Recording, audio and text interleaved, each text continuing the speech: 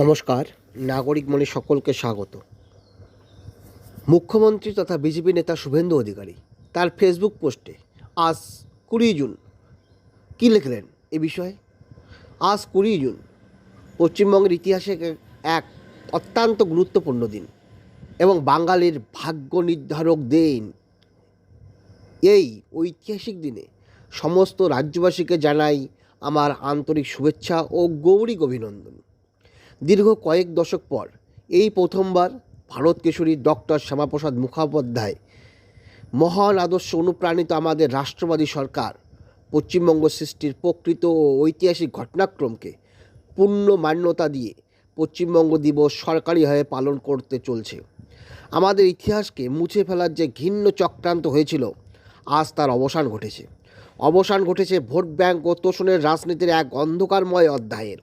দুর্ভাগ্যজনকভাবে বিগত সরকার শুধুমাত্র নিজস্ব ভোট ব্যাংক রক্ষা এবং নির্লজ্জ তোষণের রাজনীতি চরিতার্থ করার জন্য এই পবিত্র দিনটির গুরুত্বকে সম্পূর্ণ ধামাচাপা দেওয়ার চেষ্টা করেছিল।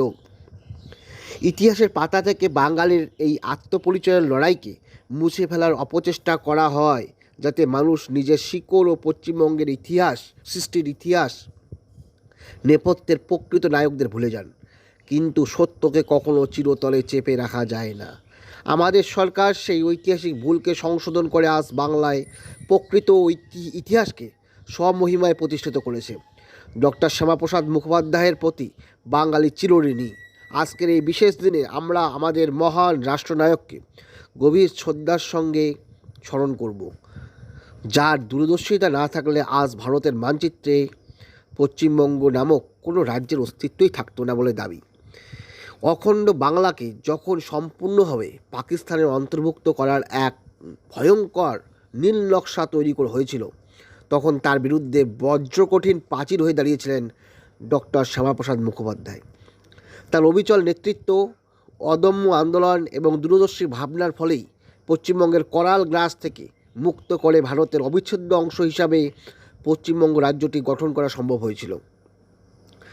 ডক্টর শ্যামাপ্রসাদ মুখোপাধ্যায় ভারত সেবাশ্রম সংঘের প্রতিষ্ঠাতা স্বামী পরমানন্দ মহারাজ এবং সেই সকল বিশিষ্ট ব্যক্তিত্ব ও তৎকালীন পশ্চিমবঙ্গ আইনসভার সদস্যগণ, যাদের প্রচেষ্টা, দূরদর্শিতা ও ঐতিহাসিক সিদ্ধান্তের ফলে পশ্চিমবঙ্গ ভারতের অবিচ্ছেদ্য অংশ হিসাবে প্রতিষ্ঠিত হয়।